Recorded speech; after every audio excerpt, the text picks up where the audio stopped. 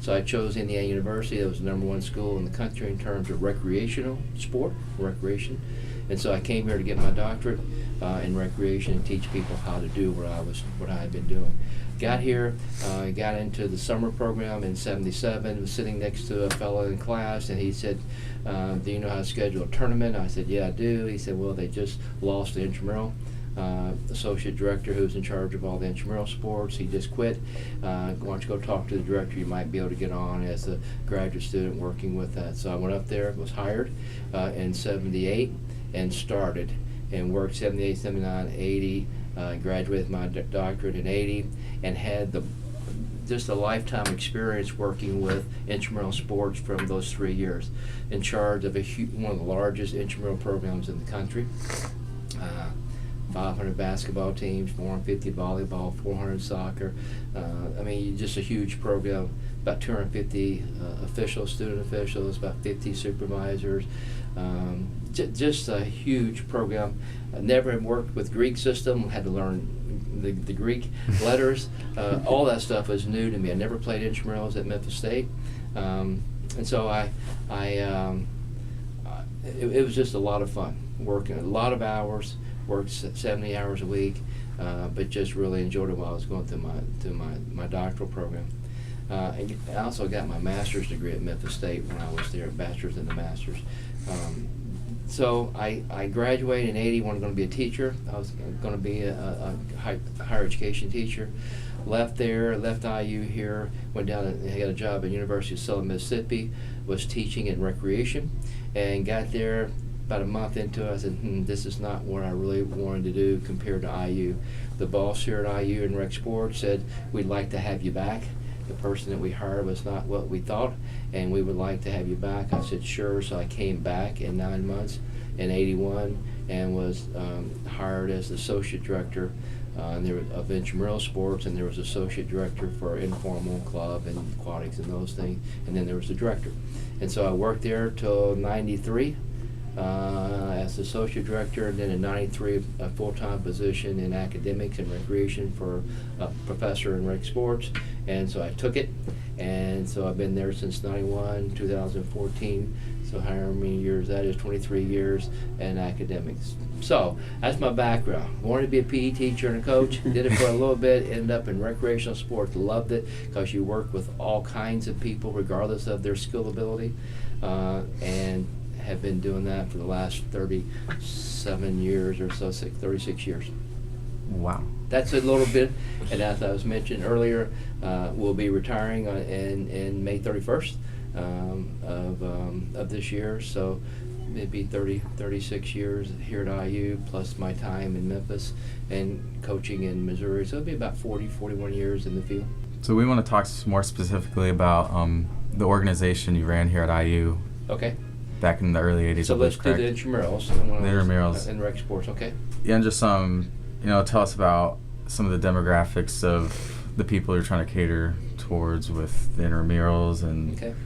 Possibly, some of the financial things behind it, the budgeting, and maybe even, especially back then, just what kind of technology you were able to work with, and maybe tell me a little bit about how technology now has changed the field. Good questions. The demographics of the population, it's students, and so which is what I love. And so there's 40,000 students here on campus, 42,000. Back then there was in the mid-30s. So it's students working with students and having an opportunity to work with thousands of students as players. And so with the basketball, let's just say intramural basketball, 500 teams, 10 on a team, that's 5,000 students that I impacted with my ability to schedule tournaments and run tournaments and schedule officials and make sure the games are run properly. So I impacted 5,000 people just in that sport. But then there was also another component that in an intramural program, not just at IU but all over the country, we work with student leaders. And so there are fraternity managers and sorority managers and off-campus managers. There are head officials and lead of student affairs. I mean, these are the leadership part of it. And so to work with those student leaders, thousands of them over the the 16 years over there, that was extremely fun, gratifying to work with some students who really got into this. It was all voluntary, but they just love playing recreational sports. So remember what recreational sport is. Going back to a semester or two ago, recreational sports deals with the non-varsity, the non-professional athlete. It's the average person, regardless of their physical ability, their sport ability, their size, their weight, their gender. It doesn't make any difference as long as you have an interest and want to play. You may not be the greatest. You could not play for an IU varsity team, but you may have been a great high school athlete, but just chose to come to IU and get a degree but not play varsity sports. And so, we have 900 varsity athletes in athletics, and you got 40,000 students. So there's 39,100 students who still like basketball and football and volleyball, but they can't play varsity. And so who works with who makes sure they have facilities and programs and equipment and good games and official? Who does that? Well, that's what I did. And so to be able to impact all those students who still love to play sports but just didn't want to go to that next level. So that's the demographics, working with all those different groups. In terms of budget, this program at a university is not designed to make money. It's to break even and to generate some money so you can repairs on buildings and so forth. But it's a student activities fee. So each one of you pay a student activity fee in your tuition. And whether you know that or not, you have to have a technology fee and there's a student fee. Whether you use facilities or not, so a small portion of that goes to this program and helps offset the cost. So we can charge entry fees of lower, $25, or back then it was like $5 just to play. So you didn't have to charge $200, $300 per team, but students didn't have the money to do that. And so that helped offset the cost of the officiating and the facilities and equipment and those kinds of things. So the student activity fee was really helpful in terms of budgeting. In terms of technology, there was no technology when I started. They didn't have that. We did everything with pencil and a typewriter, an electric typewriter with the corrector tape that you put back in there if you made mistakes. And so that's how we typed up tournaments. Huge, 500 teams. You all have team, and so secretary and myself and staff, and we were typing and scheduling by the old way. Did that for a number of years. Happened to run into a graduate student that liked technology back in the 90s, and computers were just getting started. Remember, the PC just started in 95, so about 89, 90. This person was advanced, and he liked tournaments, he liked sports, and so he came to me and said, I can put together this program that maybe help schedule. It was all cryptic. I mean, it was just, but it was pretty good at the time, and so we started. I remember my boss telling me, we've done tournament scheduling by hand for years and years and years, and it worked good. If you want to go technology with this thing, I'm just telling you, if there are mistakes with scheduling, you're going to lose your job. So do you still want to do it? I said, absolutely, we got to do this. This is crazy. And so we did it, and it worked fine, and it really advanced us, and we were one of the first universities in the country that were doing computerized tournament scheduling with this individual that I had. And so that started us, and then we've always been involved in technology since that day, and I was kind of put in charge of the technology when I was there. And you look at today, rec sports today in 2014, what they have, and light years difference in terms of what we were doing and what they currently do now. They really have embraced technology in that. So technology has changed tremendously. Budget hasn't changed, has increased as well. I was on the design team, and back in those years we had Wildermuth. We had the Hyper building. That's all we had. And so I was fortunate enough that one of my jobs was working with the director and myself and two architects from IU campus, two architects from Indianapolis, and two architects from a New Jersey firm. We designed the SRSC. And so it was a vacant piece of land, and this team of us were able to put together the SRC, what you now are using. So that was, back then that was new. I mean, it was huge. It was going to get students, had to pay for it, and we took us 8 years to convince the students from 82 to 90 to pay for this building, that you needed it. We had to have it on this campus, and they finally, the student IUSA president finally endorsed it in 90, and we got the money. And so the director and myself, when you look at the facility, the rooms, the weight room, the fitness area, those are the things that we designed.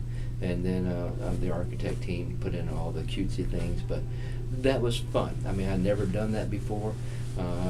Learned a lot, made some mistakes, made some pretty good decisions. But that was a huge undertaking. And nowadays, that was done, and it was started, it was groundbreaking was 93, it was finished in 95, and that was the new facility. So 95 was that now almost 20 years old. That building is now almost 20 years old. But I was one of the founding architects of that building. So that was fun. That was exciting to do that. And in almost all the things we do in recreation, you're talking about a vertical, the tall. So tall structure. So you have a director, 2 associates, 4 assistants, bunch of coordinators. So it's that tall, that vertical organization. You don't see very many horizontal or flat in our field. Some small agencies. Now, some of our students do graduate and go into a little small Parks and Recreation Department, county Parks and Rec, 2 people. There's a director and assistant director, and they do all of stuff, and sports and cultural things and everything. That's a flat. And so you have just a few people, and it's just flat line. In what we do in a college, university, or in any kind of sport, it's going to be that vertical. You're going to have director, associate, assistant, coordinator. Yeah. In terms of goals in the faculty, you mentioned you're retiring. Do you have any hopes that you leave for this place? I'd be honest, and it doesn't bother me if you say this or not, but we're one of the only schools, or well, I should say, maybe a couple of, not very many across the country, that have 2 sport management programs. We have a recreational sport management program, and we have a kinesiology sport marketing and management program. There's 2 programs. You deal with the professional side, the entertainment, the business side of sport. We deal with the participatory side, mass participating, getting thousands of people playing.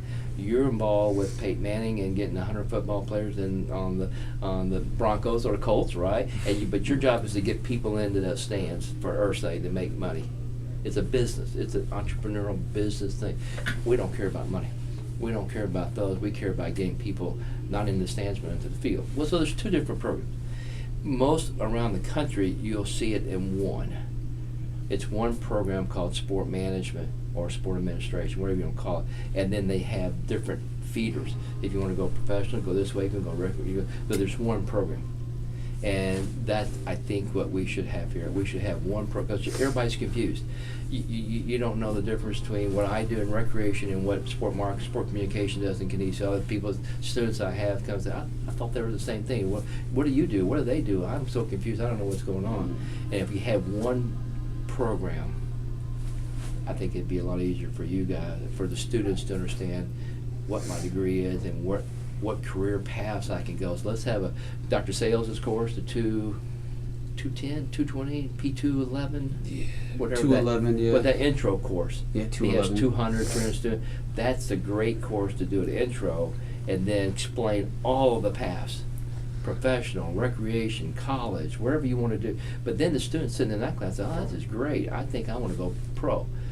I don't want to go to recreational side. And then they advise you to go into those different tracks. I guess you could call them tracks. And that, I think, would be a lot of, that would be my goal if I was staying, that would try to get that merged back together so we have one program like most of the other programs around the country do. But that's an academic. That doesn't affect most of the, I think if I was in recreational sports, the campus recreational sports, we need a new facility.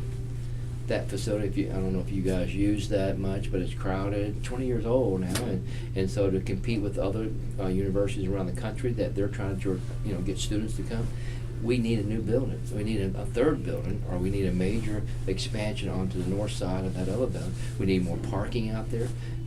There's just a lot more needs. We just got too many students. You go to Ohio State, they got 50,000 students, but they got 5 SRCs. 5 buildings on that campus, huge. And we got one and two, 1.5 or 2 this building. And so we're just behind, and this needs students going to degree again. We're willing to pay more money if you build it. And so I think my goal would be, let's get more building space for the students, increase that so you guys have more room, more facilities. I guess, could you just tell me any suggestions for future employees in the recreation field, and just the path they should possibly take, or I think that the advice that I would give, I give classes, and I had met a young lady yesterday. She had the same kind of question. My advice over the 40+ years of working is simple, very simple advice, is be passionate. When you go for an interview, you've got to be passionate about what you want to do. That I'm excited. This is what I want to do. This is the greatest thing. I can't wait to get involved and so engaged in it. And you would be amazed at the students or employees that I've hired over the year. When you interview them, there's no smile, there's no expression, there's no life. It's just that I have a degree, I'm entitled to a job, and you should hire me. And you have to realize that you're competing with thousands of graduates across the country who all have that degree and all those skills, but it's the personality, it's the drive, it's the passion, it's the smile, it's the seeing you and you light up when you talk about this subject, whether it's sports communication or recreational sports, whatever. That's what's going to get you the job. So and it's something that a teacher can't teach you. It has to come from you, that this is what I want to do. I'm so excited about doing this, and it shows in an interview, and you're going to rise to the top.